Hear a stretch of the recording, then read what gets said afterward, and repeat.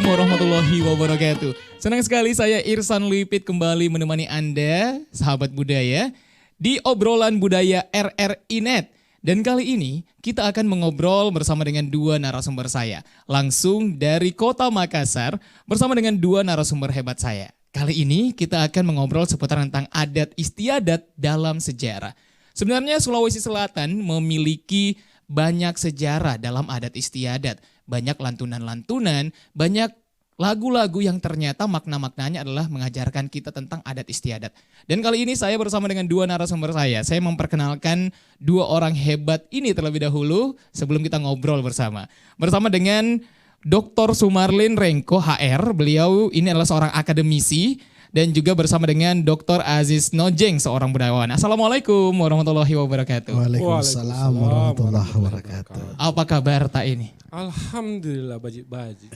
Ditekan sekali tuh alhamdulillah supaya menggambarkan memang kita baik-baik. Memang baik-baik saja, Ji. Iya. Bagaimana kita ini?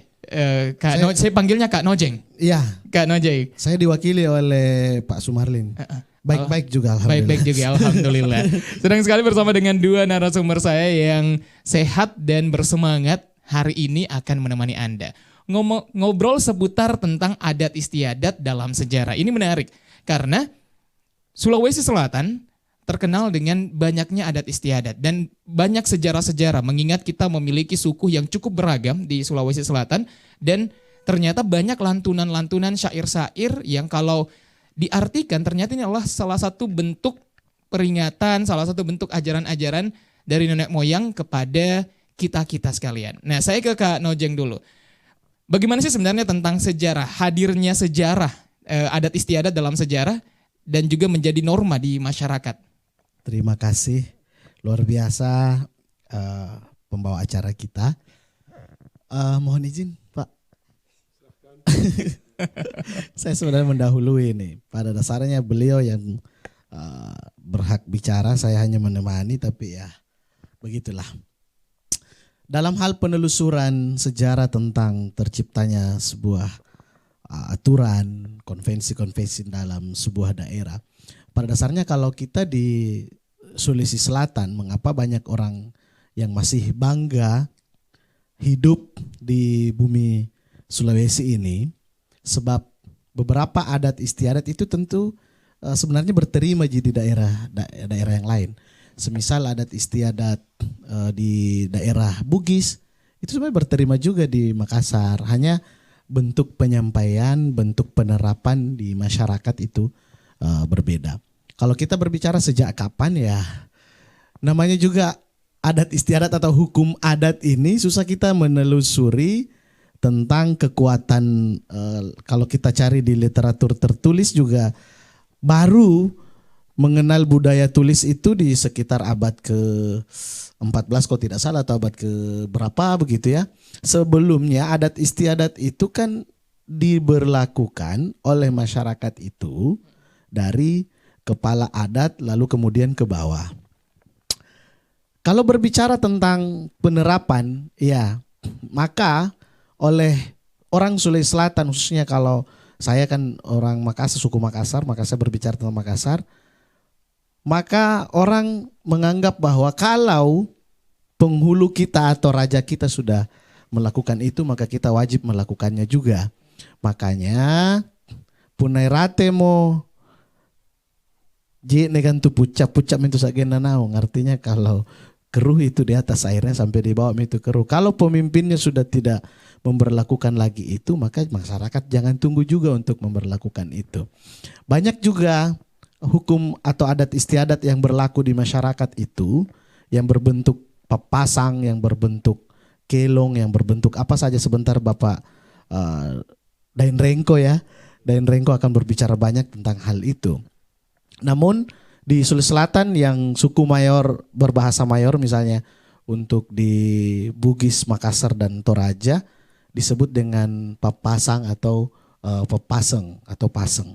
Disitulah termaktub. Tapi kalau di Kerajaan Goa dulu itu tertuang dalam setelah kita mengenal tulis ya, itu tertuang dalam lontara. Ya, jadi apapun yang dituliskan dalam lontara itu wajib kita patuhi. Namun dulu misalnya dilarang menikah sesama jenis, bersaudara. Itu kalau di Bugis disebut dengan istilah di patok pangitana. Implikasinya apa? Penerapannya itu dalam hal keseharian sebelum mengenal Islam ternyata masyarakat kita ini sudah menerapkan nilai-nilai Islam sebelum mereka memeluk agamanya. Karena menikah dengan saudara itu kan dilarang. Ya, salimara kita artinya tayammi akan banyak bencana, akan pangalaroina bataraya akan ke muka bumi ini. Nah, itu yang kemudian dipegang teguh menjadi hukum oleh masyarakat setempat tanpa mohon maaf sebelum mengenal Islam sebagai agama yang dianutnya, tapi sudah memegang teguh itu. Nah, juga kita kenal di surah Ilagaligo itu mencintai saudaranya, Wetendri Abeng, lalu mencari yang serupa, ketemulah Wicudai, juga dilarang. Kamu jangan mencintai Wetendri Abeng karena itu saudaramu. Nah, jadi hukum-hukum adat seperti itulah yang, nah kalau di Bugis ada beberapa tokoh yang dianggap panutan sampai saat ini oleh orang Bugis. Misalnya sebut saja di Sidrap ada Nenek Malomo yang sangat terkenal tentang petuah-petuahnya Reso Patemangingi, Nalete Pamase Dewatae. Dan disitulah papasan-papasan atau pesan-pesan disampaikan oleh Nenek Malomo juga sering dijadikan sebagai hukum untuk menjalankan kegiatan-kegiatan keseharian di Bugis ketika itu. Olehnya itu, mengapa dijadikan sebagai sebuah hukum? Karena Nenek Malomo yang tidak melakukan hal itu, maksudnya tidak melanggar hukum ketika dia mengatakan kalau laki-laki tidak salat Jumat maka dipenggal. Lalu kemudian ada yang tertidur, ada raja mengatakan kalau siapapun itu kalau ada yang tertidur lagi tidak pergi salat Jumat maka akan dipenggal kepalanya. Lalu kemudian tiba-tiba anaknya sendiri yang tertidur, maka dia juga melakukan hukum yang sama. Jadi hukum dulu, entah sekarang kan agak-agak nutomin hukum atau di pergeseran di negara yang ada penafsiran bab namanya, penafsiran ayat. Dulu tidak mentong kalau dibilang ya salah kalau tidak pergi salat Jumat laki-laki ya dihukum dalam kurung kecuali keluarga raja tidak. Pokoknya siapapun mau raja mau apa kalau tidak pergi ke salat Jumat dihukum. Nah itu terjadi dulu. Makanya orang-orang terdahulu kita sangat memegang teguh adat istiadat ini meskipun adat istiadat tidak tertuang dalam sebuah tulisan, masih dalam bentuk lisan, tapi apa yang disampaikan oleh tokoh agama, tokoh masyarakat itu akan dipegang teguh oleh masyarakat sekitar yang menganut kepercayaan. Lalu kemudian tentang sejarah kita bisa menelusuri lewat lontara-lontara yang tersebar di beberapa daerah di Lontara Suku Nawajo, kalau di Goa ya Lontara Bilang, Patoreo Loang, banyak. Nah di situ biasa tertuang hukum adat istiadat. Misalnya juga di Kajang, ya di Kajang itu alhamdulillah sampai detik ini masih memegang hukum adat istiadat di sana, sehingga sampai saat ini ketika misalnya contoh kecil ini, ketika orang mau berkunjung ke daerah Kajang ya menggunakan hitam-hitam ya seperti penyiar ini, tapi tentunya olehnya itu perlu kita memandang posisi hukum atau adat istiadat saat ini seperti apa implementasinya, apakah sudah mengalami pergeseran atau tergerus, tapi itu nanti kita akan bahas selanjutnya setelah Pak Sumarlin Rengko ini memberikan gambaran mengenai penerapan hukum adat yang lebih panjang lagi. Untuk saya sementara dari itu, terima kasih. Luar biasa. Jadi memang ternyata dari dulu, dari nenek moyang kita memang melakukan adat istiadat itu dari perilaku. Iya. Mencontoh dari perilaku raja, perilaku orang-orang bangsawan yang akhirnya diikuti oleh masyarakat. Iya, mengapa kan misalnya tidak serta-merta kan orang disebut Karaeng kan? Betul. Ya, Karaeng kan ada juga yang mencari dari segi suku katanya berasal dari Karim, baik. Jadi jangan disebut Karaeng kalau sering berbuat jahat. Oh, Makanya maknanya luar biasa nih ya. iya, makanya kareng kita terdahulu itu raja-raja lah seperti itu ya, memberikan contoh memang menjadi panutan bagi masyarakatnya, sehingga masyarakat merasa ini betul mi, ini mantomi nih, Ini mantomi. yang perlu diayomi, yang perlu kita ikuti misalnya begitu ya. Wah, menarik. Saya ke Pak Sumarling dan Rengko. Ya. Rengkok saja. Deng Rengko saja. Rengko. Rengko. Iya. Oke.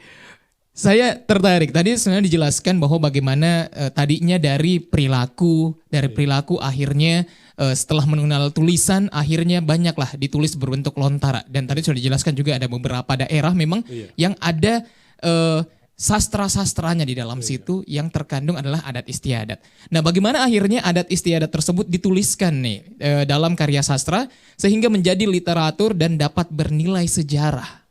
Iya, pertanyaan luar biasa, mantap sekali. Kaitannya antara sejarah dengan sastra ya. Betul. Jadi sastra itu adalah cerminan kejadian yang ada di masyarakat. Ketika kita bisa membayangkan bagaimana Makassar tahun 2000, misalnya 2021, maka apa yang terjadi di sastra-sastra tahun 2001 ini, itulah gambaran masyarakat. Jadi banyak pendapat bahwa ketika melihat Den Nojeng, jangan lihat Den Nojeng di cermin, tapi lihatlah apa yang dia tulis. Melihat Goa, melihat Takalar, melihat Turatea, jangan sekedar melihat hari ini Turatea, Takalar, Jeneponto dan Bantai, tapi lihatlah ketika kita melihat misalnya flashback atau mundur ke belakang 1 abad ke belakang, lihatlah kejadian atau teks-teks sastra 1 abad yang lalu. Begitu pula misalnya itu kan sastra sangat luas ya. Sastra yang kita kenal secara ilmu sastra kan ada 3 Den Nojengnya. Ada 3 misalnya puisi, prosa, dramanya. Yang saya ingin sampaikan satu misalnya papasan tadi yang terkait dengan Den Nojeng, bahwa papasan di dalam masyarakat etnik Makassar itu sangat beragam. Misalnya teks-teks sastra itu sangat dekat dengan lingkungan masyarakat atau pemilik teks sastra itu. Misalnya Teaki janjan dudui beluk karaeng. Ia amempo, ia tidak tak gile-gile. Misalnya seperti itu ya teksnya. Jangan terlalu menatap bawah karaeng. Dia yang duduk, dia yang tidak akan pernah bergoyah, seperti itu ya. Banyak teks misalnya, contoh saja. Begitu misalnya teks-teks keempat buntin juga Den Nojengnya. Misalnya yang kekinian juga, mungkin Kakak Pira juga pernah melihat bagaimana sih teks keempat bunting itu. Ternyata nyatanya masih ada sampai saat ini ya. Artinya apa? Orang dulu sebelum ada KUA, kantor urusan agama, apa istilahnya Den Nojeng kalau sebelum kita menikah? Kursus pengantin. Iya. Ada kursus pengantin ya. Kekiniannya kan ada kursus pengantin itu. Betul, iya. Programnya pemerintah melalui Kementerian Agama ada kursus pengantin ya, Iya, calon ada, pengantin. bahkan ada sertifikatnya kalau nggak lulus Iya. itu belum boleh menikah. Iya. Kata. Ternyata orang dulu kita jauh sebelum masuk di KUA itu kita diberi amanah lewat papasang Indroi paluntapin tujung puneru kiak bunting. Silahkan engkau melangkah 7 kali di dapur sebelum engkau menikah. Artinya apa di sini? Bukan pada secara konotatif jelas, bukan hanya mengelilingi dapur itu, tetapi engkau harus jadi laki-laki yang benar-benar laki-laki, yang tidak mempermalukan keluarga misalnya. Engkau bisa membiayai keluarga, engkau bisa mendamaikan anaknya orang. Itu sebenarnya apa yang tercatat di sini. Bahwa sekarang di data, maaf ini saya di data tingkat perceraian Den Nojeng termasuk di selatan itu tinggi ya. Berbanding terbalik dengan data, walaupun sekarang banyak manusia, populasi manusia semakin banyak, tetapi data perceraian tahun dulu zaman nenek kita tidak hampir dikatakan bahwa perceraian itu sangat murka. Tetapi di sini sekali, padahal kita tidak masyarakat dulu tidak maju ya, tapi dalam literasi saya harus katakan maju Den Nojeng. Misalnya papasannya tadi, janganlah engkau menikah sebelum engkau menipalu itu. Kita diajar. Yang kedua, di dalam teks kalau pakai bunting, Den Nojeng sangat paham nih teks pakai bunting. Pakai bunting kan nih, Den Nojeng. Iya. Yang rumbunting. Iya. Iya, ini konteks kekiniannya bahwa di masyarakat dulu dengan masyarakat sekarang itu di dalam teks-teks sastra lisan Makassar kalau pakai buntingnya itu calon pengantin atau pengantin baru itu dididik sedemikian rupa untuk menjadi keluarga sakinah mawaddah warahmah, dalam artian seperti itu. Bagaimana menghargai misalnya istri atau suaminya Den Nojeng, bagaimana menerima kekurangan dan kelebihan pasangan hidupnya, bagaimana bisa menghargai kehidupannya, seperti itu. Dan sangat kompleks pengetahuan yang ada di dalam teks-teks Kelpa Gembong. Itu contoh di dalam tataran rumah tangga, di dalam Pespasang. Belum lagi bagaimana terkait dengan lingkungan. Orang Makassar itu siapa yang tidak mengenal Lompo Batang? Siapa yang tidak mengenal kata bawa karaeng? Bayangkan, Lompo Batang saya nak tunjuk. bayangkan ya, leluhur kita menghargai alam itu dengan kata bawa karaeng. Tadi sudah sempat sudah disampaikan secara etimologi, apa sih arti atau terjemahan dari kata karaeng itu. Bayangkan gunung, kita bisa membayangkan seberapa cerdasnya moyang kita. Gunung saja diberi nama kata bawa karaeng. Mulut yang mulia. Kita harus memuliakan lingkungan sekitar. Ketika saya berada di RRI, saya harus menghargai RRI.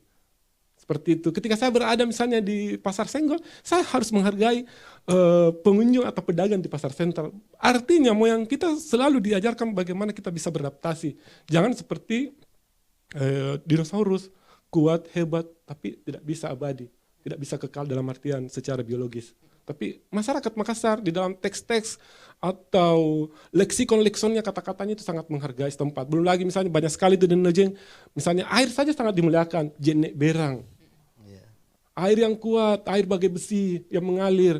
Terus lagi perkampungan toponimi, jenek talasa. Banyak sekali kata-kata yang terkait dengan jenek itu. Jenek mak dingin, jenek mak cinong, desa jenek talasa. Banyak sekali. Artinya apa? Di dalam teks-teks sastra atau ungkapan masyarakat Makassar itu sedemikian rupa menghargai lingkungan sekitar. Seperti itu. Menarik.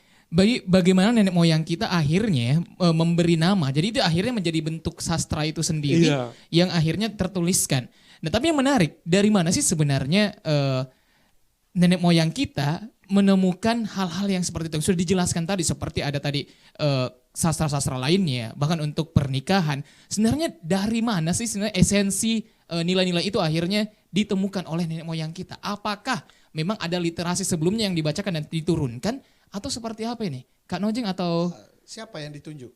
Pak Marlin dulu kalau begitu. Ya, ini pertanyaan agak maaf saya tidak, ini kalau pertanyaan begini kan harus 1+1 sama dengan 2 ya. Iya. Saya secara pribadi tidak bisa menjawab kapan itu, tapi dari literatur bahan bacaan atau tinggalan-tinggalan tulisan atau tinggalan tradisi lisan itu, ini banyak pakar linguistik dengan pengkaji sastra mengatakan sejak ada manusia, masyarakat Makassar, sejak ada orang masyarakat Bugis, sejak itu sudah ada pendidikan untuk menyampaikannya itu, entah untuk melarang, menasehati, mengiakan. Larangan juga di dalam teks-teks sastra Makassar banyak sekali di Nojeng. Misalnya melarang. Tia lalu ki alei pangulu tu dua jari penyiar RRI. Tia tongki alei tu tia ya jari penyiar RRI. Pilihlah tu sita batabaya. Artinya apa? Ketika kita masyarakat, jangan engkau memilih pemimpin yang orang yang mau sekali, yang sama sekali tidak mau, tapi pilihlah yang orang yang mempertimbangkan terkait jabatan setelahnya. Okay. Jadi tidak bisa pastikan kapan, tetapi banyak memperkirakan sejak ada manusia, masyarakat Makassar itu sudah ada teks-teks sastranya. Wah, luar biasa ternyata. Saya tambahkan. Boleh, silakan. Ketika kita berbicara tentang sejak kapan ya, ini kan rata-rata yang beredar ini NM toh, non-NM. Misalnya kalau sebelum mengenal tulisan, bahkan sebelum mengenal yang namanya pola-pola dan segala macam, orang tua kita dulu itu menciptakan kelong sesuai dengan konteksnya saja. Tapi setelah kemajuan teknologi, kemajuan pendidikan ini, orang yang di kampus atau akademisi lah sebutnya, mulai kemudian mencoba menghitung pola kelong, struktur suku katanya, lalu ternyata semua struktur kata di dalam kelong itu berpola 8858. Coba kita bayangkan hebatnya orang dulu, nenek moyang kita, ternyata setiap menciptakan teks itu sama polanya dan tidak pernah lari dari situ. Sebelum mengenal tulisan loh itu. Nah, coba bayangkan itu. Dan setiap apapun peristiwa atau kejadian yang terjadi di masyarakat itu disampaikan lewat kata-kata yang indah. Makanya orang tua kita dulu misalnya katanya kan masyarakat anak muda sekarang ini atau orang sekarang lah bunero lampua. Dulu orang tua tidak mengatakan bunero lampua, talas sinjoro lampua. Artinya dia tidak mau mengenal kata mati dalam rumah itu. Iya, Paruku GPPK. Lalu kemudian mengapa itu kemudian kalau kita kaitkan dengan Lontara seperti baju yang saya pakai ini, mohon maaf ya. Promo ya, endorse. Itu di Lontara tidak ada huruf mati. Iya. Iya. Sederhananya begini, orang tua dulu tidak mau mengenal kata mati, dia ingin berumur panjang. Walaupun dalam Khairil Anwar mengatakan aku ingin hidup 1000 tahun lagi, disampaikan secara langsung, tapi orang tua kita tidak menyampaikan itu secara langsung, tapi lewat dengan sara-sara, lewat makna-makna filosofi yang terkandung di dalam apa yang telah diciptakannya. Ya sekali lagi contoh kecil ini Lontara tidak ada huruf matinya, dan menganggap bahwa semoga kita tidak matilah begitu, tidak cepat matilah. Paling tidak ya. Menarik. Iya. Masih ada pertanyaan-pertanyaan yang sebenarnya cukup tersimpan, tapi nanti kita break sejenak dulu. Ada yang mau lewat.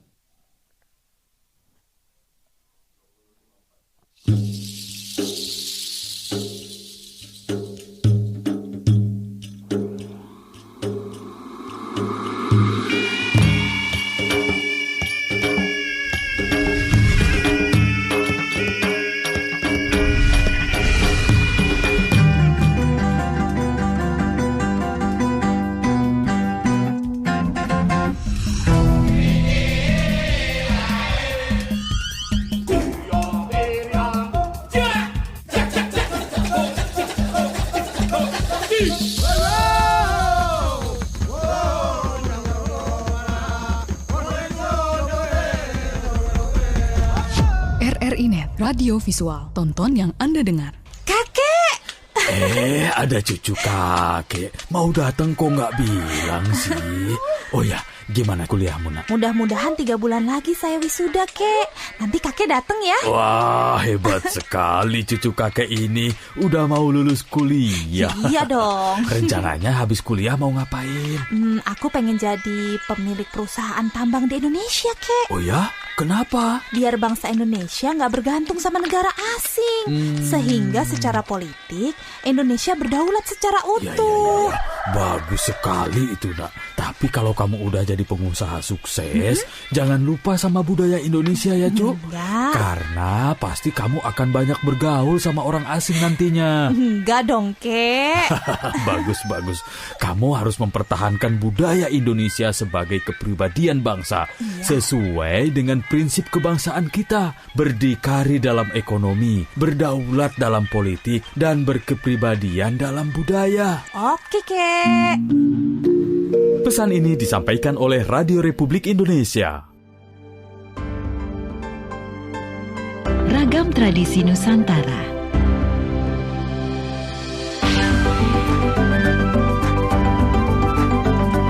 Hamparan keajaiban Nusantara. Destinasi kebanggaan Nusantara. Dan pesona budaya Nusantara. Hanya di Pro 4 RRI. Kembali lagi masih bersama saya Irsan Lipit menemani Anda. Pendengar Pro 4 Sahabat Budaya, Anda bisa mendengarkan kami di 92,5 MHz Pro 4 RRI Makassar dan juga menyaksikan kami langsung dari UCTV RRI.net channel 130. Kembali bersama dengan 2 narasumber kami, tapi yang menarik tadi sempat disinggung bagaimana akhirnya dari Papasang terus juga dibahas ada Pakio Bunting yang ternyata ini cukup unik dan memang dari zaman dulu para pengantin-pengantin sebelum menikah itu banyak ternyata ujangan-ujangan yang diberikan. Nah akhirnya adalah yang namanya Pakio Bunting. Mungkin saya ke Kak Nojeng dulu. Kak Nojeng, tabe. Tabe Kak Nojeng. Yeah. Ini Pakio Bunting. Apa sebenarnya maksudnya Pakio Bunting dan mungkin boleh dicontohkan? Nah, kalau saya Kio Bunting itu di honor Pak. Aduh. Tolong tim. Ada kah? Kalau ada, saya pakai bunting ini. Iya. Dari pakai bunting itu kita bisa belajar bahwa nenek moyang kita pakala birtoana, memuliakan tamu. Siapapun datang itu disambut dengan baik, disambut dengan kata-kata yang baik. Tidak dengan disambut muncu. Mohon maaf di suku lain, kalau kita datang, salam moko itu sudah lama moko. Kalau di suku lain bukan itu pertanyaannya. Kapan kau pulang? Iya toh, meskipun itu dibawakan dengan bahasa basi tapi kenapa kimi pun aku tak naming kapan ki pulang? Jangan pindah lama-lama di sini kan begitu. Iya, dan itu ada. Nah, jadi pakai bunting ini menggambarkan bahwa orang tua kita ini memuliakan tamu. Apakah labirtuana, siapapun yang datang, apalagi ini kan akan menjadi bagian dari keluarga kita. Masih nampak ri ujung bori. Iya, aku pandragi maki beras rimangko kebo. Ya dende dem bunting si katutui ki tope dem bunting ki masassa mole-mole. Iya. Taena mo antu parekana maloloa. Kemudian dalam teks itu juga ada kimak boron-boron sare, kimak Maria. Artinya kalau makna dari kimasasa mole-mole itu untuk istri. Ya kan? Masasa mole-mole itu artinya jadilah engkau istri yang mengabdi kepada suamimu. Hal kecil adalah mencucikan pakaiannya. Jangan tumpuk di situ dan nanti ku bawa ke laundry. Iya. Ini sekarang yang kurang. Tidak mau cucikan pakaian suaminya karena ada mi laundry express 4.000 per kilo. Padahal maknanya apa? Mencuci selembar pakaian suami saja itu dibalas oleh Allah beribu-ribu pahala misalnya. Karena itu adalah pengabdian kepada suami dari seorang istri. Pesan berikutnya adalah tainamu antu parekana maloloa. Tidak ada lagi jalannya kembali untuk seperti muda. Jamu kau banyak gaya. Ada mi topenu, ada mi istrinu, ada mi suaminu. Tapi sekarang kebalikan. Dengan dalih mau reuni dengan mohon maaf ya. Yang suka reuni mohon maaf. Dengan dalih mau ketemu dengan teman lama, parfumi, gincumi. Padahal kan dalam teks itu sudah disampaikan taena mo antu parekana maloloa. Biar kau mau apa? Biar kau pakai pedicure, medicure, biar kau pakai glowing skincare apa kan tuh Tapi kalau sudah mau menikah jangan mau begitu. Pesan Rasulullah kau boleh cantik, kau boleh gagah di hadapan suamimu. Jangan kau di hadapan suami orang lain. Iya. Sinam PCLBK aku cinta lama berantakan kembali. Iya kan begitu. Jadi memang yang namanya sastra kan ada makna konotatif, ada denotatif, ada makna-makna yang tersembunyi. Nanti kita melakukan penelusuran atau menyelam di dalam dasar sastra itu baru kita bisa mengetahui maknanya. Tidak menyampaikan secara langsung. Misalnya teko jangko bahasa Makassar mau dulu di teko mempoi ri timungan tenan tuna salah kok kana. Memang betul. Jangan duduk di timungan. What's the mean timungan? Apa pintu ya? Ini juga bahasa Makassar susahnya. Banyak bahasa atau kata Makassar ini yang susah kita kontekskan ke dalam bahasa Indonesia. Contoh timungan, kalau mau dimaknai pakai pintu. Ada tonje bahasa Makassar pakai bu. Iya toh. Kalau dibilang tangga, ada tonje bahasa Makassarnya tuka. Lalu timungan ini apa? Ya kan begitu. Pintu masuk lah, jalan masuk, gerbang masuk lah. Jangan kau duduk di pintu masuk itu karena kau tidak akan salah karena tidak. Kau akan ditegur terus. Cocok. Artinya setiap ada orang yang lewat, tabi orangnya, askor orangnya. Tidak mau salah kau kanan tuh. Yang kedua dalam artian bahwa jagai diri ta baik-baik. Jangan ki mau sering-sering sedikit nak kena kisah perkataan na orang. Anu nan juga ya anu sedikit nak kena kisah perkataan na orang. Jadi begitulah hal-hal orang-orang tua kita mengajarkan dengan lemah lembut, dengan perangai yang baik, tidak dengan mengatakan tulu-tulunan dengan mantang kok. Anu, tidak, tapi dengan menyampaikan secara sopan santun, dengan mengawali misalnya kata tabi atau apa dan segala macam. Sama dengan ini misalnya Bu Sarah, ini kan termasuk apakah birtoana ini ya. Jadi begitu, memuliakan orang yang datang dengan menyuguhkan minimal. Nah karena juturiolo mana tuh meji niki bo yang penting nutuana Tommy jutu batu. Apalagi pun nani poin bonen anjo Bu Sarah. Aku pare sore neto jenjeka. Oh kare, alhamdulillah. Tahu isi ini. Sorry nah, agak hancur kina cara tak kafir aku. Nah, Denojeng, ini tuh menarik. bagaimana akhirnya sebenarnya orang-orang dulu, nenek moyang tak itu sudah mengajarkan sebenarnya bagaimana adat istiadat, bagaimana dijaga ini lingkungan tak dan sebagainya. Tapi bagaimana akhirnya bisakah dilestarikan melihat juga kondisi sekarang anak muda iya, terus juga kondisi modernisasi seperti tadi dibilang sebenarnya dari dulu dalam teks literasi dulu sudah dijelaskan bahwa tidak ada jalan untuk menjadi muda. Nah, tapi zaman sekarang modernisasi skincare kanan kiri, berlomba-lomba orang ingin tampak muda bahkan. Nah, tapi akhirnya bagaimana bisa menjaga ini semua adat tak, literasi tak, budaya tak sehingga tetap bisa lestari, terutama untuk anak muda. Saya. Iya. Oke, sedikit ya, tapi konsekuensi dengan lajunya teknologi, dengan pesatnya perkembangan kota dan segala macam akan ada yang tergerus. Salah satunya adat istiadat dan budaya kita. Itu konsekuensi dari kemajuan kota, dari misalnya urbanisasi di kota Makassar ini khususnya. Meskipun ada yang memandang kota Makassar itu wajar aja ada adat-adat ini, kan kota Makassar itu dia memandang hanya letak geografisnya saja, struktur dalam kedaerahan. Tapi sebaiknya di satu sisi kita memandang juga kota Makassar sebagai suku yang didiami oleh orang Makassar awalnya. Iya, meskipun pada dasarnya nanti ya sekali lagi urbanisasi tidak bisa kita pungkiri. Lalu kalau kita kembalikan ke anak muda kita, ya biarpun setengah mati kita mau apain tetap begini jadinya. Hanya pada dasarnya meskipun ada perkataan orang tua yang singkat padat tapi sangat jelas. Poterangi ada kari memang ngana. Kamai bosara tongkok na memang. Artinya? Kembalikan adat seperti semula. Seperti bosara ini tutup na mentong. Coba kalau yang lebih kecil baru. Iya. Oh sekufu, iya. Sederajat.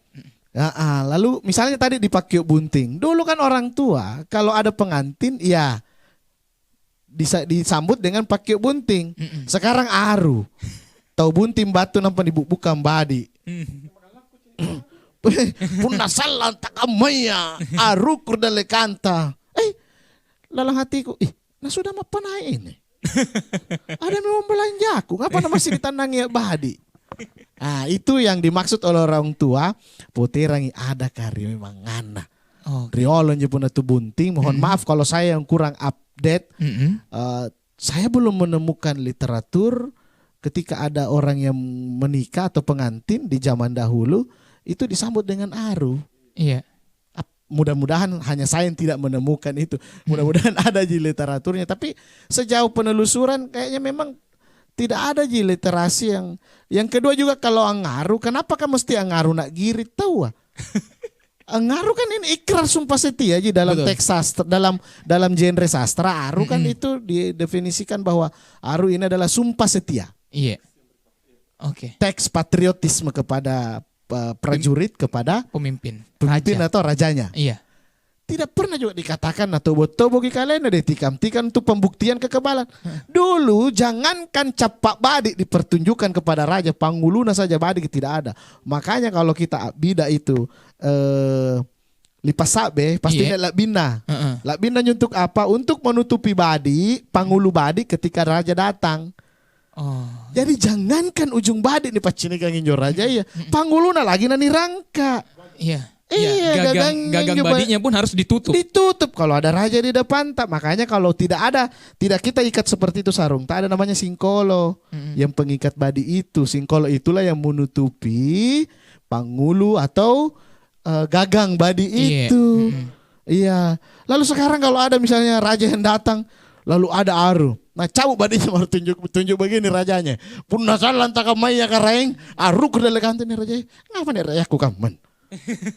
Tuh basungan. Sama misalnya kalau pengantin di hotel-hotel saya lihat dipakai kami lalung.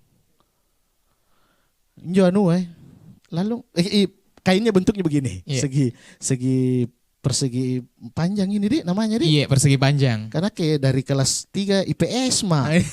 Jadi ambil kuliah bahasa jadi tidak ku tahu persegi panjang begini. Persegi panjang. Dipegang oleh 4 orang. Oh iya. Nah, dahulu kala kan yang memakai yang berada di bawah lalung ini adalah kalau bukan anak raja, rombongan raja. Raja di depan dengan payungnya sendiri. Kalau di Goa kita kenal dengan Laklan Sipue. Itu raja di situ di Laklan Sipue ya. Nah, perdana menterinya yang di dalam lalung. Iya. Artinya tidak sembarang orang di dalam lalung loh itu. Kamang-kamang nih bunting. Saya kemarin MC ku tanya, tahu kemana? Karena tebak-tebak lah kamu nyeberi suku lain. Anggapan anu lalung, karena permintaan tuan rumah karena bawa anu. Mana mau kau mau dapat uang di situ, beritahu Tommy dulu orang datang kan orang datang ini kasihan dia bilang saya pernah lihat pengantin orang Makassar dikasih begitu, tolong dong hadirin kayak gitu juga. Ada nabalas sih padahal seharusnya tidak seperti itu ya. Tapi sekali lagi bahwa ini adalah konsekuensi. Kita sebenarnya patut mengacungi jempol juga yang melakukan hal itu. Karena dalih pertama mohon maaf tidak tahu. Iya. Yang kedua dalihnya itu yang berterima adalah karena ingin melestarikan tawa. Dulu ada begitu meskipun seperti bosar tiaimi tongko. Nah, kayak ngaru kan aru ini. Aru kan ini untuk raja, tapi sekarang kan susah tahu yang mana raja. Betul. Tetap laksanakan saja aru bagi tamu sebagai penyambut tamu, tapi kalau orang mau berbahagia jangan diarui misalnya kayak gitu, orang mau menikah kan kayak gitu misalnya, tapi bisa lah diubah-ubah juga teksnya. Kalau bukan karaeng jangan maki punasalan takamaya karaeng, toh bisa jadi ubah ada kan kontemporer kini barang atau jadi seperti itu. Jadi ya seperti itu. Mohon maaf, bukan sumpah sedikit tapi lah, lanjut ke dan Rengko ya. Dan Rengko Tabe. Jadi bagaimana nilai-nilai budaya ini dapat diterima dalam kondisi kekinian yang lebih mengedepankan produk modern? Tadi sudah dijelaskan bahwa ternyata memang ini konsekuensi akhirnya budaya bergeser dengan modern. Tapi bagaimana ini akhirnya mungkin apakah bisa dikemas sehingga bisa kembali diterima atau seperti apa Tabe? Iya, banyak sekali ya produk-produk budaya yang dikemas menjadi modern. Kita masih ingat misalnya film-film di Selatan cukup maju ya, termasuk ini artis ini. Iya. Enggak, kita. Iya. Tabe. Misalnya uang panai mahal ya. Betul, itu kan salah satu teks tradisi lisan sebenarnya ya, masuk jalan tradisi lisan yang difilmkan. Dan itu sangat kekinian. Mulai misalnya istilah-istilah parakang. Pernah lihat parakang? Saya belum pernah lihat tapi sering dengar. Oke. Itu kan sebenarnya tradisi lisan juga parakang. Kalau mau belajar tentang mantra parakang ada kok koleksi saya. Itu kan sudah difilmkan juga ya, parakang seperti itu. Itu apa pertanyaan tadi sudah terjawab bahwa bagaimana produk-produk budaya lokal kita atau masa lalu itu menjadi kekinian medianya anak muda yang secara ekonomis sangat menjanjikan. Terakhir waktu saya sebut dan ujungnya tim Pekan Ilmiah Mahasiswa Nasional ada dari Departemen Sastra Daerah itu meneliti dia PKM yang skim pengabdian kepada masyarakat yang mahasiswa. Dia mengajar anak SD di belakang UNAS di kampung kira-kira mengajarkan bahasa Makassar berbasis kode. Apa namanya lagi? Kode. QR code. Iya. Bayangkan ya. Seperti jadi anak-anak kelas 1 sampai kelas 6 SD itu sangat tertarik dengan itu, dan alhamdulillah salah satu tim di Malang kemarin walaupun belum sempat mendapat medali tapi di tingkat regional cukup bisa berbicara. Itu belum lagi tadi menyambung juga dari Dinojeng bahwa sekarang sanggar-sanggar ibarat jamur di musim hujan ya. Banyak itu kan sekali. Artinya apa? Produk-produk lokal kita sangat berterima dengan generasi kekinian. Saya yakin dan percaya juga misalnya di UNM, selain di Fakultas Bahasa dan Sastra, di Fakultas Seni dan Desain setiap hari bergelut dengan budaya lokal. Belum lagi misalnya di Fakultas Ilmu Budaya di Unhas, di tingkat itu yang bagaimana sih bisa bertahan secara pendidikan, pengabdian dan kami tanggung jawab saya seperti Denojen Terdama Perguruan Tinggi. Hampir setiap hari kami bergelut dengan budaya lokal untuk mempertahankan, melestarikan, bahkan mengembangkannya seperti itu. Jadi kita sangat dekat dengan pelestariannya itu. Terus nilai-nilainya ya itu tadi secara kekinian. Misalnya film-film lokal masa lalu yang dikisahkan menjadi sebuah film. Sekarang juga kita mengkaji juga bagaimana misalnya teks-teks nas dalam naskah Lontara tentang kebencanaan mitigasi. Ada ternyata. Ada. Bagaimana? Iya seperti itu. Dan Nojen pernah bertanya ke saya, dan Rengko di awal saya, adakah teks-teks tentang bencana? Saya bilang, setahu saya untuk Makassar belum, tapi teks Bugis ada. Ada teman saya juga meneliti seperti itu, dan di Jawa juga, di Sasak, Lombok juga itu lagi meneliti sekarang. Artinya apa? Teks-teks masa lalu itu untuk dikaji dengan multidisiplin, misalnya terkait dengan geologi, itu sangat kekinian banget dan berterima dengan kondisi atau keadaan sekarang. Sama dengan hukum adat dan Nujing. Dan Nujing tadi sempat bahas di Kajang, bahwa 5 pasang di Kajang itu sangat dekat dengan Pancasila secara nasional kita. Talasa Sika Mase-Mase, Sirurungang, terus Riarana di Nujing apa? Riarana Tuhan, percaya kepada Tuhan yang Maha Esa, seperti itu ya.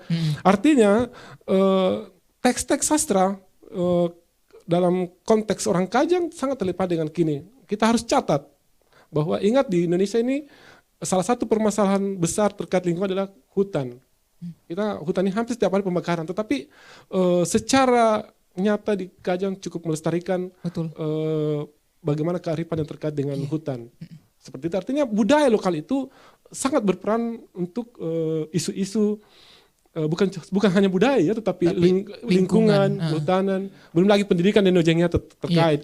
Denojeng ini pengkaji karakter anak bangsa. Di mata kuliahnya Denojeng, saya yakin dan percaya hampir setiap hari bagaimana mengajarkan tentang karakter calon-calon pendidik di masyarakat. Di sastra teks lokal kita itu dipelajari. Misalnya bagaimana menghargai, bagaimana kalau misalnya anak bangsa tidak bisa lagi tabe. Sangat memalukan ya. Kalau saya misalnya masuk di RRI, Penatungku tabe-tabe, saya tidak dipanggil 2 kali lagi sama RRI untuk bicara di sini. Seperti itu. Jadi di dalam teks sastra itu betul-betul kita untuk melestarikan karakter itu. Misalnya karakter menghargai lingkungan. Kalau orang dulu kita memuliakan lingkungan ya. Betul. Misalnya tadi sudah saya sampaikan bahwa sekarang juga misalnya orang Kajang masih menghargai lingkungan dengan pasang itu. Saya yakin dan percaya juga orang Takala juga melestarikan lingkungan. Misalnya kenapa misalnya ada kata Sanrobone, itu sebenarnya itu sangat menghargai. Secara toponimi. Bahkan nama kampungku itu kan nama lingkungan, nama air. Nama kampungku kan Jene. Iya. Air. Jadi saya ini lahir di air, Pak. Iya. Di kampung Jene. Kita melintas di Talas Salapang. Iya. Itu kata Salapan juga kan penuh dengan filosofis. Talas Salapang itu kan hidup. Artinya apa? Orang dulu kita betul-betul sangat elok, bahkan sangat, kalau oposisinya tadi Indonesia katakan anti menggunakan kata mate. Kalau kita Talas Salapang. Kalau di Tamalan Rea, Pak Jaki maknanya Tamalan Rea? Apa itu artinya? Tidak, landret yang tidak menjenuhkan. Ribu Rani, kita tahu Ribu Rani? Apa artinya Ribu Rani? Udah lekangnya? Iya, jalan nomor 3. Jalan Ribu Rani nomor 3. Ya, cukuplah, inilah laki-laki. Ribu Rani. Inilah laki-laki yang sebenarnya. Oke. Iya, seperti itu. Jadi artinya kita sangat dekat dengan kelokalan kita. Iya, seperti itu. Hanya kita belum sadar ya bahwa kita ternyata hidup di kelokalan ya, seperti Tamalate. Nah, Tamalate mengapa digunakan oleh bapak-bapak tentara kita? Karena latte itu kan pudar. Pudar. Jadi semangat pudar ini tidak akan pudar. Tamarunang juga digunakan oleh TNI. Apa itu runang? Tak pernah jatuh. Ya, jadi dia tidak akan gugur di medan perang. Jadi nama sekaligus menjadi sebuah doa, menjadi sebuah penyemangat spirit bagi generasi muda. Saya tambahkan lagi sedikit ya. Perlu kita apresiasi generasi-generasi sekarang yang betul-betul seperti disampaikan tadi oleh Den Rengko, bahwa berterima oleh dari budaya lokal ke yang sekarang. Meskipun sering berdalih berlindung dari segi performansi. Ini kan tidak salah aja, karena saya melakukan pertunjukan kesenian, bukan pertunjukan adat. Ya kan biasa begitu ya. Iya, sebenarnya maksud saya di sini adalah jangan saling menyalahkan, bersyukur Ki, karena ada anak muda yang melakukan itu. Hanya pada dasarnya bahwa di sini posisinya RRI, di sini posisinya media-media yang lain untuk memberikan sudut pandang lain kepada adik-adik kita, anak-anak muda kita yang melakukan hal itu. Agar meskipun kan dalam teori akulturasi kan ada ritualisme dengan retritisme. Ritualisme itu adalah melangsungkan atau masih menjalankan, sederhananya begini, masih melanjutkan atau melangsungkan kebudayaan tanpa meninggalkan budaya yang baru, tapi memakai alat-alat yang baru sih, misalnya gitu. Ya, asimilasi. Kalau retritisme tidak mau, memang betul-betul artinya kan di kota mah ini ngapain lagi ada pakai bunting. Iya. Meskipun dia tahu bahwa ada seperti itu Iya. kan begitu ya. Jadi memang sekali lagi bahwa mohon maaf kalau saya memilih diksi konsekuensi ya. Atau bahasanya anak-anak kata kalami ya. Kalami. Mau media apa tapi pada dasarnya adalah jangan tongki pegangin dua atau lompotongin sengaja rangga selaya kalau begitu. Artinya ya ribu nih sebagai laki-laki misalnya harus ada prinsip. Nah alhamdulillah kita sebenarnya semua suku sih, tapi untuk suku di Sulawesi Selatan ada prinsip-prinsip yang dipegang, ada falsafah-falsafah, ada hukum adat istiadat yang masih dijaga oleh orang tua, oleh pemerintah dan anak adik-adik kita sih di remaja itu. Iya. Sekali lagi sebuah syukuran saya acungi jempol buat adik-adik kita yang remaja yang masih mau misalnya di dalam mall Iya. masih mau pakai baju bodoh masuk baru menari-menari. Iya. Meskipun ya begitu Mi agak ada yang menyimpang. Orang pakai baju bodoh baru kelihatan ketiaknya. Iya. Tidak boleh seharusnya. Sangat tidak boleh. Makanya coba makin lihat Ki tari Pakarena. Itu mau dulu. Kapan Ki pernah lihat penari Pakarena terangkat ketiaknya begini? Kipas-kipas. Tidak pernah. Selalu begini. Oh, iya. Iya karena ada harga diri yang mesti dilindungi misalnya. Ada batas sentuhan. Ada batas-batasnya. Makanya Ternyata seperti sedalam itu maknanya. iya kalau Filosofisnya. Filosofisnya mau ternyata. ditelusuri. Nah tapi menarik nih, mungkin saya ke Derenko. Iya. Nah, ngobrol masih seputar tentang bagaimana modernisasi, pergeseran dan karakter akhirnya. Kenapa akhirnya Makassar itu dikenal orang luar katanya kasar. Tapi kalau diceritakan tadi ini justru sebenarnya halus sekali. Bahkan dari struktur bahasanya ini halus. Kenapa bisa sampai dikenal Iya. seperti itu? Iya, ini pada dasarnya secara saya dipandang secara Singkat sastra saja ya. mungkin, iya. Secara sastra ya, Makassar itu tidak kasar. Makassar itu terbuka. Makassar itu terbuka. Kalaupun ada kasar itu pada dasarnya itu bukan Makassar. Itu dilihat dari sisi tarian itu orang Makassar cukup halus. Lihat teks-teks lagu-lagu Makassar misalnya, saya sebut lagu-lagu yang biasa diputar sama Den Nojeng. Iya. Kayak Angin Mamiri. Kalau bisa saya sebut artis ya, lagu-lagunya misalnya Iwan Tompo, Ridwan Sau, sangat halus, sangat romantis. Bahkan kita bisa bercerita kalau teks-teks sedih, kita bisa sedih dengan yang apa yang disampaikan itu. Betul. Jadi kembali ke pertanyaan kakak penyiar, Iya. itu bisa dibantah dengan bahwa orang Makassar tidak kasar. Kalaupun semua bahasa di dunia ini ada kasar dan halusnya. Ada metafor, ada ungkapan-ungkapan kasarnya. Siapa yang bisa bayangkan bahwa anak kita tiap hari misalnya kelakuan si kucing garong, buaya buntung, tokek belang, itu kan hanya media yang membesar-besarkan. Tapi saya yakin dan percaya lagi Den Nojeng RRI itu tidak ada lagi bahwa orang Makassar itu kasar. Karena itu bisa terbantahkan dengan teks-teks sastranya, dengan toponimi-toponiminya, Tamalan Rea, Tamalate. Iya. Apalagi misalnya saya bisa sebut tadi Manuruki, Bulo Gading, Lariam Bangi. Semua toponimi di kecamatan Macini Baji, Macini Sombo, Labuan Baji, semuanya di situ. Orang Makassar itu baji ngasing kodong. Iya, jadi artinya ketika kita menyebut kasar itu tunggu dulu, apakah hanya Makassar yang kasar? Semua bahasa Indian, bahasa Papua, bahasa suku-suku di dunia ini ada, bahkan bahasa Arab pun ada bahasa kasarnya. Seperti itu. Iya. Jadi seperti itu ternyata. Cukup menarik. Pemirsa RRI.net dimanapun Anda berada, obrolan kita masih seputar tentang adat istiadat dalam sejarah yang tentunya sangat menarik. Tapi ada yang ingin lewat dulu sejenak. Mengembangkan disiplin sedini mungkin pada si kecil. Tak perlu menunggu hingga ia besar nanti. Tak cuma agar patuh aturan, tapi juga mengembangkan kontrol diri sebagai cikal bakal kelak. Pesan ini disampaikan oleh Radio Republik Indonesia.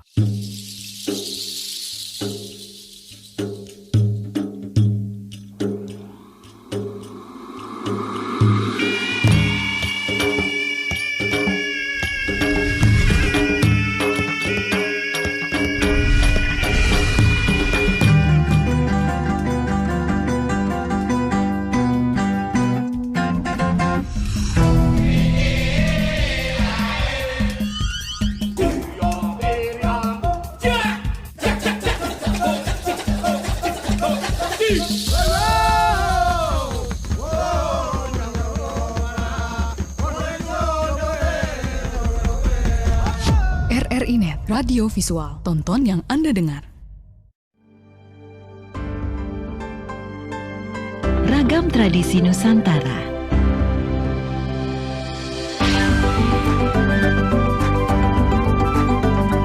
Hamparan keajaiban Nusantara. Destinasi kebanggaan Nusantara. Dan pesona budaya Nusantara. Hanya di Perompat RRI. Kembali bersama saya Irsan Lipit menemani Anda, sahabat budaya, masih di RRI Net, obrolan budaya langsung dari Kota Makassar. Dan Anda bisa menyaksikan kami langsung dari UCTV RRI Net di channel 130 atau mendengarkan kami di 92,5 MHz Pro 4 RRI Makassar. Dan juga pastinya bisa mendengarkan kami via streaming di RRI Play Go. Tinggal pilih saja program 4 dan jangan lupa pilih Kota Makassar untuk mendengarkan kami secara langsung. Ke narasumber kami lagi yang luar biasa hebatnya. Ada Den Nojeng dan juga Den Rengko.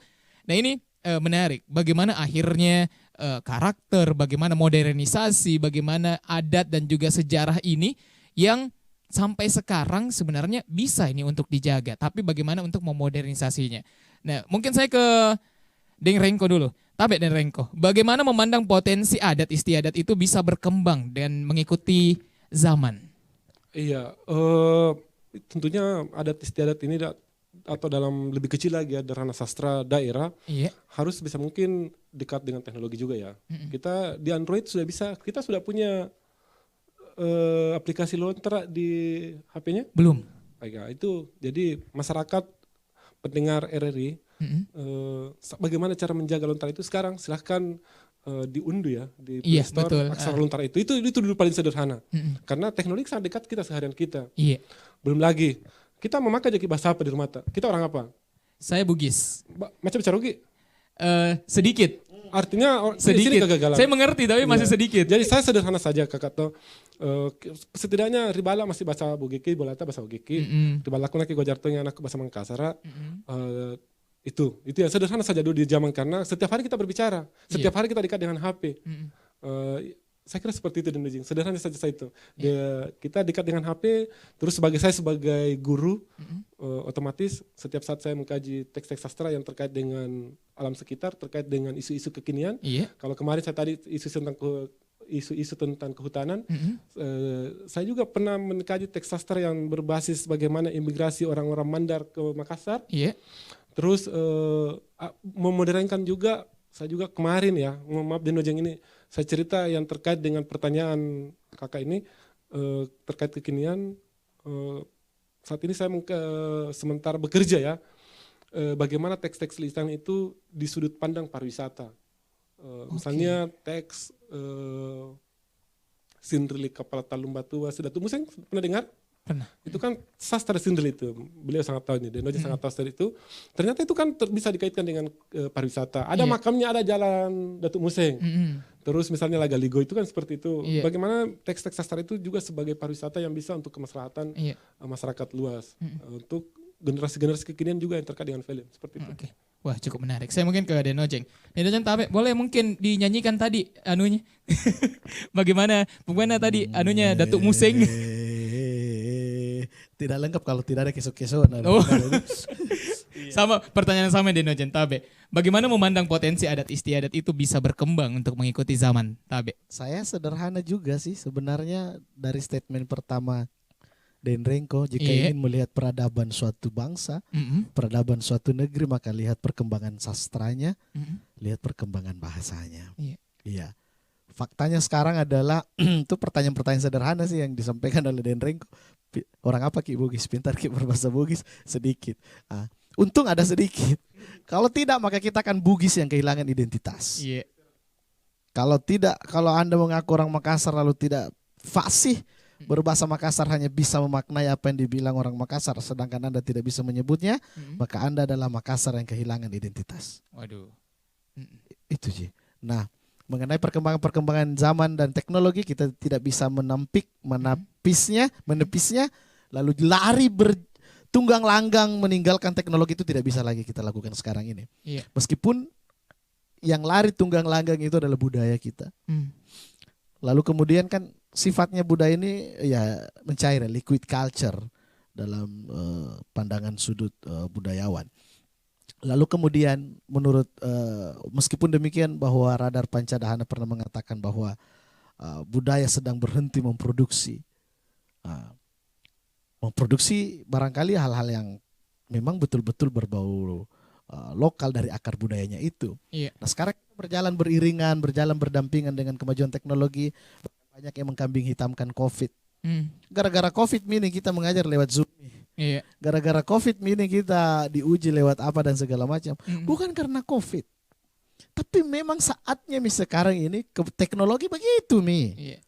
RRI dulu hanya didengar, sekarang nonton apa yang kamu dengar. Betul. Ini kan perkembangan dan bukan karena COVID itu tapi karena perkembangan teknologi. Dan kita harus seperti itu. Dan kalau kita tidak melakukan itu, misalnya kalau RRI hanya masih berpegang teguh pada prinsip, Iya. kita ini radio harus didengarkan saja, maka dia akan ditinggalkan oleh beberapa pendengarnya. Iya, itu konsekuensi. Iya. Nah, di dalam teori akulturasi ada namanya inovasi. Seperti apa kita memberikan inovasi seperti yang dijelaskan tadi oleh Den Renko, bahwa lontara misalnya yang dulunya hanya ditulis di atas daun lontara, Iya. maka sekarang ini bisa kita mengetik aksara lontara di handphone, Betul. di laptop. Itu inovasi. Konsekuensi yang lain juga ada pemberontakan dari proses terjadinya kulturasi budaya itu. Ada yang memang betul-betul tidak mau menerima budaya yang dia datangi, bahkan juga dia mau meninggalkan budaya yang dianut sebelumnya, lalu menerima budaya yang dia terima, budaya baru yang dia temukan. Seperti itu. Dan sekali lagi bahwa jikalau ingin menoreh peradaban di bangsa ini sebagai orang Makassar, sebagai orang Bugis, sebagai orang Toraja atau yang lainnya, Iya. maka itu mau 3 tuh dulu tuh, bahasa, sastra, sastra, dan budayanya. bahasa, sastra dan budayanya yang Itu. harus dijaga. Iya, Sangat menarik. terima kasih. Iya, terima kasih banyak Deng Renko, terima kasih banyak Den Nojeng. Sudah, ternyata saya baru tahu Makassar ternyata tidak kasar melihat dari naskah-naskahnya, melihat dari bagaimana nenek moyang yang menyampaikan pesan-pesannya dengan yang sangat baik, dengan tutur kata yang bahkan tidak menggunakan kata mati, bahkan dari lontara sendiri itu tidak ada huruf matinya. Memang semuanya bisa berartikulasi yang sangat dalam. Kenapa tidak kata mati? Sebenarnya moyangnya etnik Makassar itu belum ada istilah positive thinking, tapi orang Makassar sudah berpikir positif. Belum ada positive thinking, tapi belum ada istilah itu. Orang Makassar sudah berpikir positif. Iya. Luar biasa, sangat menarik. Terima kasih banyak untuk Anda pendengar dan juga pemirsa dari RRI Net dimanapun Anda berada yang telah menyaksikan kami. Terima kasih banyak yang sebesar-besarnya kepada dua narasumber kami, kepada Den Renko dan juga Den Nojeng. Terima kasih banyak ini atas ilmu-ilmunya. Saya sebagai orang Bugis kayaknya memang harus lebih banyak belajar lagi. Waktu kami untuk belajar lebih banyak tentang budaya, terutama tentang bahasa. Dan Anda jangan sampai menjadi seorang yang kehilangan identitasnya, apapun suku Anda. Terima kasih banyak untuk terus menyaksikan kami. Saya Irsan Lipit mewakili narasumber kami pamit undur diri. Wassalamualaikum warahmatullahi wabarakatuh.